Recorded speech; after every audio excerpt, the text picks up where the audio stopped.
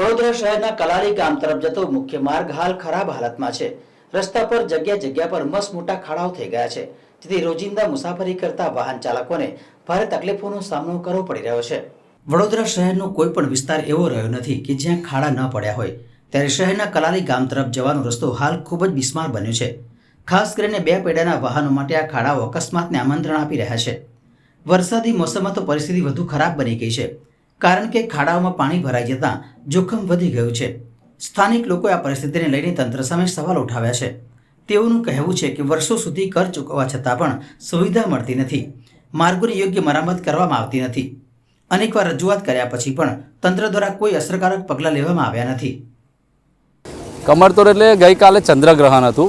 ચંદ્રગ્રહણ અમે લોકો ટેલિસ્કોપથી કાલે ચંદ્રને દેખતા હતા। ચંદ્રગ્રહણ હતું તો ત્યાં ખાડા અમારે ડિસ્કસ થઈ મારા અને મારા મિત્ર વિશે, જો કે ચંદ્ર પછી મેં જોયું, મેં કહું નો યાર તો કલાલી અટલા બિલ જેવું લાગી રહ્યું છે મને, કે ના કે ચંદ્ર છે। મેં કહું ના યાર, તને અનુભવ લેવો હોય તો સવારે અમારા રોડ પર જતો રહેજે, તને ચંદ્ર જેવો જ અનુભવ મળશે।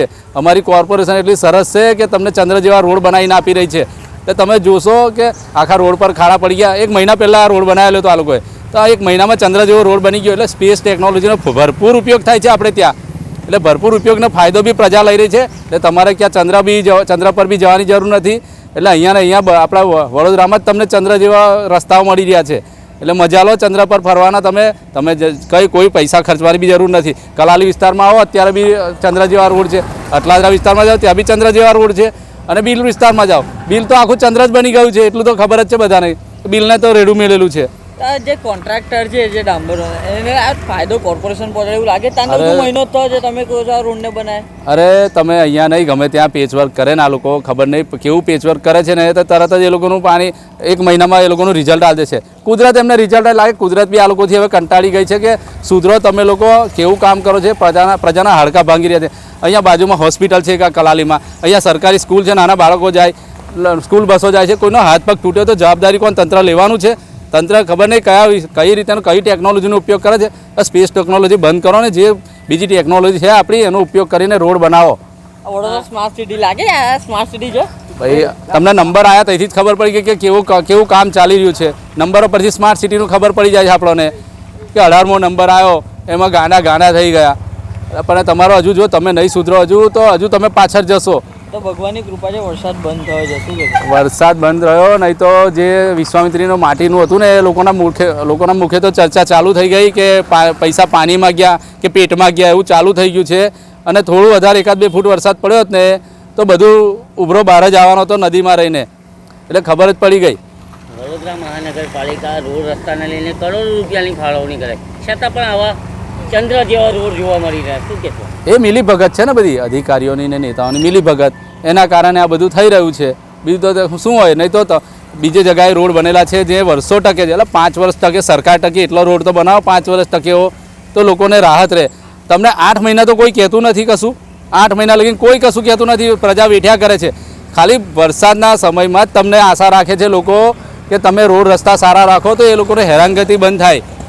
બીજા સ્ટેટમાં રોડ લખોટી જેવા જોવા મળે છે, જ્યારે ગુજરાતમાં રોડની હાલત આવી જોવા મળી રહી, એ બી વડોદરામાં, શું કહેશો? વડોદરાની તો હવે વાત જ નિરાલી છે। હબ બની ગયું છે ભ્રષ્ટાચારનું રોડ રસ્તાના નામ પર, તો કેમ કે મહિનો નથી થતો ને રોડ બનાવે, એટલે લખોટી જેવા રસ્તા તો ભૂલી જાઓ।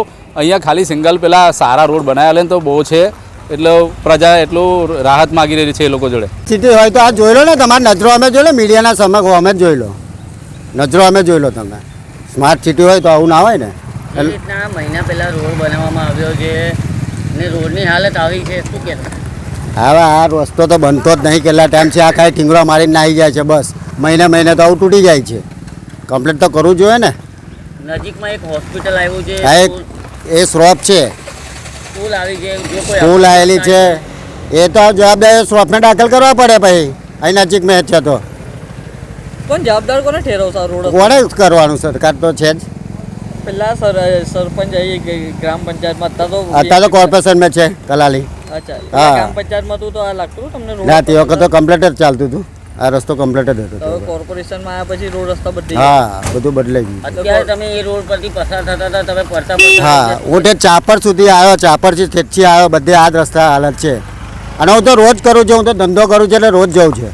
એવું નહીં કે અત્યારે નીકળ્યો હોય હું. આ કલાલી પરમહંસ હોસ્પિટલ છે. આ તમે જોઈ રહ્યા છો ખાડા અને પાણી ભરાઈ રહે છે, લોકોનો અકસ્માત વારંવાર થાય છે. વડોદરા જે રીતે આ ખાડા હમણાં મહિના પહેલા જ આ રોડ બનાવ્યો છે અને તમે અહીંના જ સ્થાનિક છો, શું કહેશો?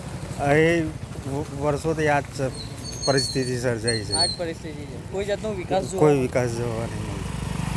આ રોડ રસ્તાને લઈને કોઈ અકસ્માત થાય તો એનો જવાબદાર વ્યક્તિ કોણ? જવાબદાર વ્યક્તિ કોર્પોરેશન કોર્પોરેશન કોર્પોરેશન